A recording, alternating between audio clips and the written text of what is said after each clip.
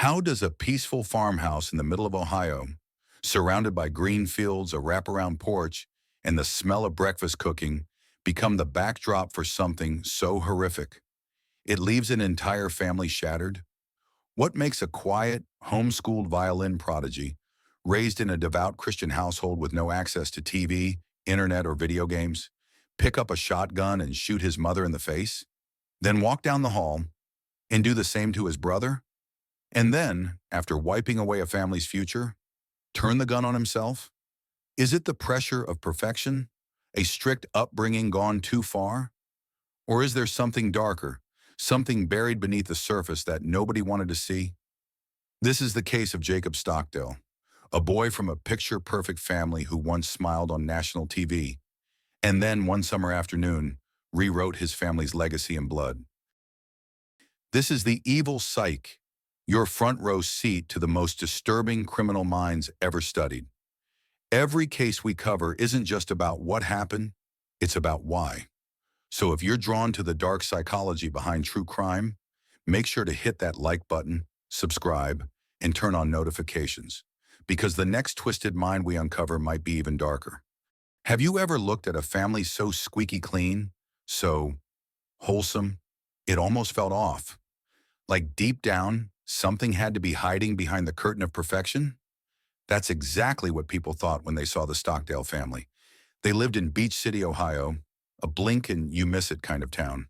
Peaceful, tight-knit, the kind of place where folks still wave from their porches and lock their doors more out of habit than fear. And in that quiet town was the Stockdale household. Big white farmhouse, wide porch, neatly trimmed yard, and music, always music, drifting through the air. Jacob Stockdale was the second of four boys in a devoutly religious family. Homeschooled, no TV, no video games, no internet. His parents, Tim and Kathy, raised their sons with strict rules. Think 1800s pioneer values, but in the 2000s. They were the kind of family that read the Bible together every morning before chores, the kind that churned their own butter. Literally. They didn't just talk about old-fashioned living, they lived it. And they had a band, a bluegrass band. They called themselves the Stockdale Family Band. Jacob was the fiddle player. He was good, like really good. The kid could make a violin weep. But here's the thing. While everyone saw the smiling family in suspenders and floor-length dresses, playing gospel tunes, no one saw what was really going on behind closed doors. And maybe, just maybe, that's where the darkness started. Let's talk about control, because while the Stockdales seemed charming on the outside, their home was like a fortress of rules. Kathy Stockdale, the mother, was intense, obsessed with keeping her kids pure. That meant absolutely no pop culture, no dating, no parties, no music that wasn't religious or bluegrass, and definitely no unchaperoned friendships. If Jacob wanted to talk to someone outside the family, it had to be supervised. If he wanted to read a book, it had to be pre-approved. Even playing with neighbor kids required permission and a background check. I'm not kidding. According to one fictionalized former neighbor we'll call Sarah, who lived 2 houses down, Jacob wasn't allowed to eat candy, like ever. I gave him a piece of gum once, and he spit it out and looked terrified, like I just offered him crack. The kids were polite, kind even, but something about them felt off, like they were always watching themselves, like they were rehearsing life instead of living it. Tim, the father, toured with the band full-time. He was the manager, the booking agent, the PR guy, and the spiritual leader. He preached self-discipline, preached about the dangers of modern life. The family was his brand, and the boys? His disciples. But Jacob wasn't just following the rules. He was burying himself in them.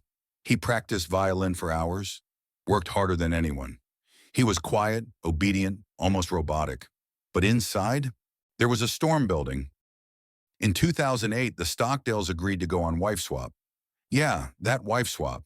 The show where two families with polar opposite values trade moms for a week.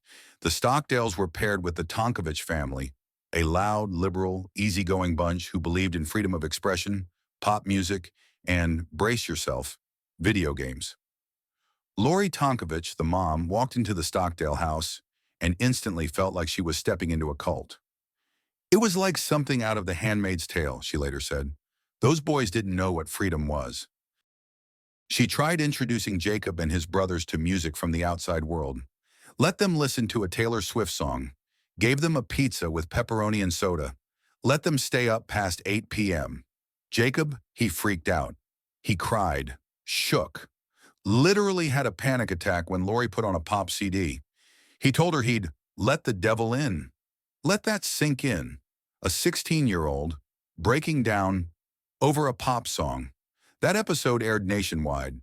People laughed at how quirky the Stockdales were. But looking back now, it wasn't quirky. It was a warning.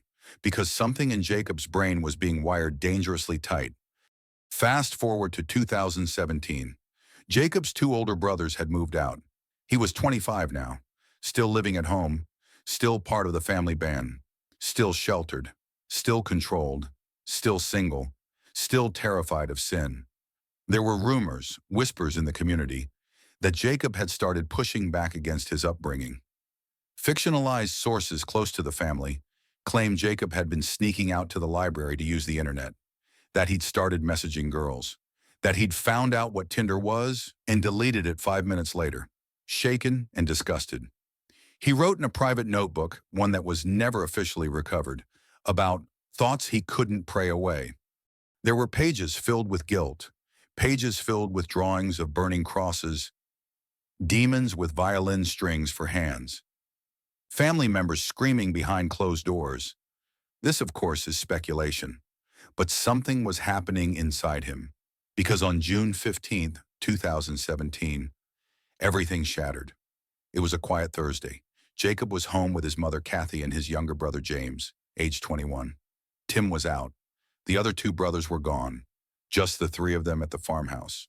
Around 4:30 p.m., a 911 call came in from the Stockdale house. No words. Just silence. And then the line went dead. Dispatch sent officers to check it out. Beach City didn't get calls like this. It was probably a butt dial, right? When deputies arrived, everything was still. Too still. Then, a single gunshot. Officers rushed in. Inside, they found the bodies of Kathy and James, both shot in the head, execution style. Jacob was nearby, still alive but barely. He'd turned the shotgun on himself, but somehow survived. A massive head wound, blood everywhere. But his heart was still beating. They rushed him to the hospital, and while he clung to life, the world started asking, why? At first, no one could make sense of it. The family didn't believe Jacob could be violent. Not Jacob, not the quiet, faithful violinist. But as time passed, more fictional details began to surface. A former bandmate claimed Jacob had recently become obsessed with the idea of hell, that he'd talked about rescuing his family from damnation, that he believed sin was creeping in through cracks in their walls. There were fictional journal entries where Jacob wrote, "Mother is losing her grip. James is too curious. I have to save us before it's too late." Could Jacob have believed killing them was some twisted act of mercy? Or was it rage, years of control, isolation, repression? Was this the breaking point? Jacob survived his suicide attempt. He spent months recovering, unable to speak for a time, physically broken, emotionally unrecognizable. It took years before he was fit to stand trial.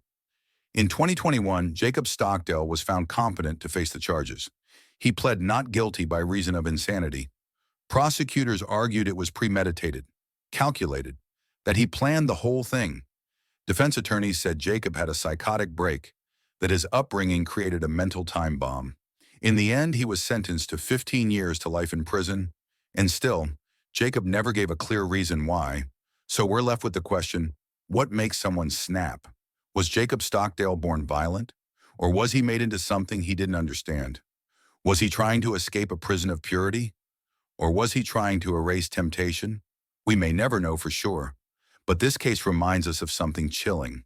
Sometimes the most perfect families are the ones hiding the darkest secrets. And sometimes the scariest stories come from homes where nothing ever seemed wrong. Thanks for watching. If you made it this far, tell me in the comments, do you think Jacob was a monster or a victim? And if this case chilled you to the bone, hit that like button, subscribe for more, and I'll see you in the next one. Because sometimes the most terrifying stories aren't found in horror movies. They're hiding behind perfect smiles.